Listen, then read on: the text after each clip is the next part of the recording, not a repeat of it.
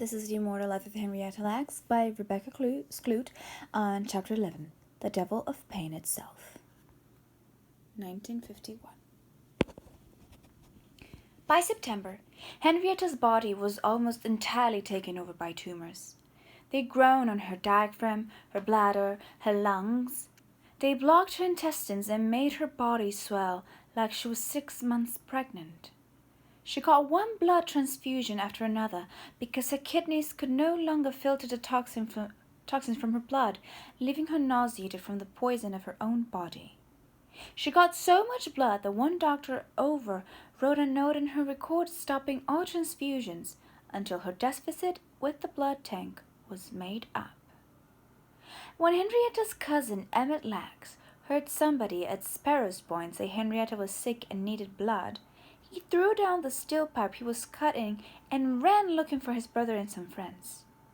They were working men with steel and asbestos in their lungs and a year's worth of hard labor on their calluses and cracked fingernails. They had all slept on Henrietta's floor and eaten her spaghetti when they first came to Baltimore from the country, and any time money ran low. She had ridden the streetcar to and fro from Sparrow's Point to make sure they didn't get lost during their first weeks in the city. She had packed their lunches until they found their feet, then sent extra food to work with Day so they didn't go hungry between paychecks. She had teased them about needing wives and girlfriends, and sometimes helped them find good ones. Emmett had stayed at Henrietta so long, he had his own bed in the hallway at the top of the stairs. He'd only moved out a few months earlier. The last time Emmett saw Henrietta, he had taken her to visit Elsie in Crownsville.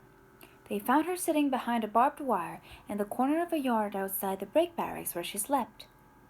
When she saw them coming, she made her bird-like noise, then ran to them and just stood, staring. Henrietta wrapped her arms around Elsie, looked her in long and hard in the eyes, then turned to Emmett.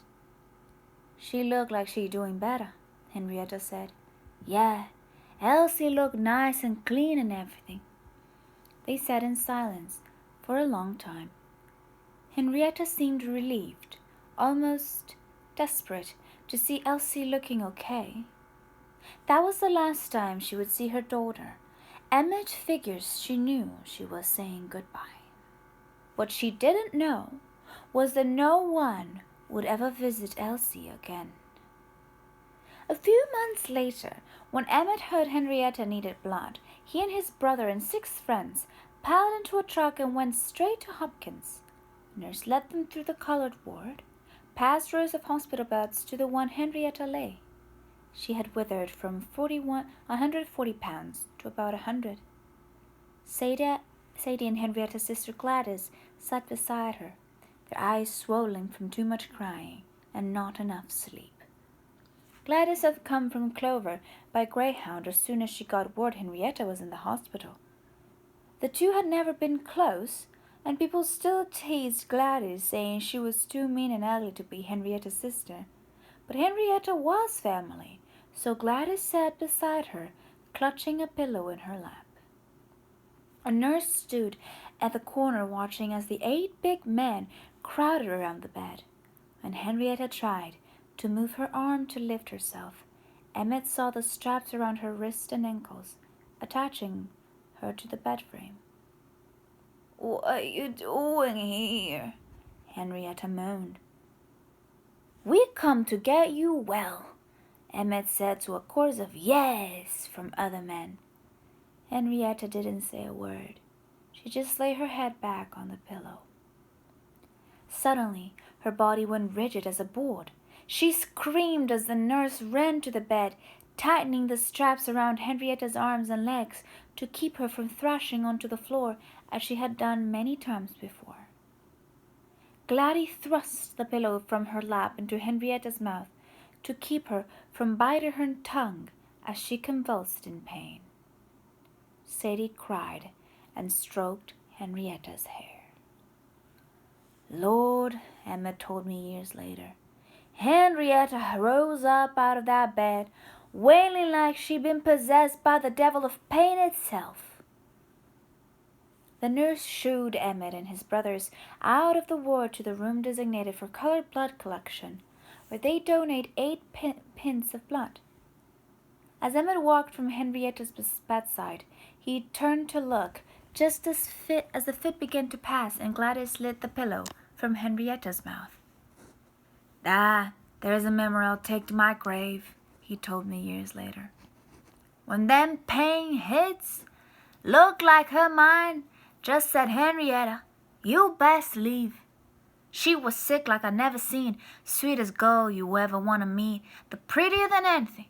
But them cells, boy, them cells of hers something else. No wonder they could never kill him. That cancer was a terrible thing." Soon after Emmett and his friends visited, at 4 o'clock on the afternoon of September 24th of 1951, a doctor injected Henrietta with a heavy dose of morphine and wrote in her chart, "Discontinue all medications and treatment except analgesics." 2 days later, Henrietta woke terrified, disoriented, wanting to know where she was and what the doctors had been doing to her. For a moment she forgot her own name. Soon after that, she turned to Gladys and told her she was going to die. "You make sure they take care of the children," Henrietta told her sister, tears streaming down her face. "Especially my baby girl, Deborah." Deborah was just over a year old when Henrietta went into the hospital. Henrietta had wanted to hold Deborah, to dress her in beautiful clothes and braid her hair, to teach her how to paint her nails, curl her hair, and handle men. Henrietta looked at Gladys and whispered, "Don't you let anything happen to them children when I'm gone." Then she rolled over, her back to Gladys, and closed her eyes.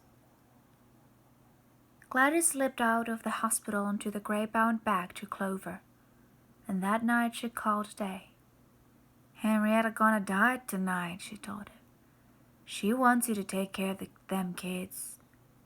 I told her let you know. Don't let nothing happen to them." Henrietta died at 12:15 a.m. on October 4th, 1951.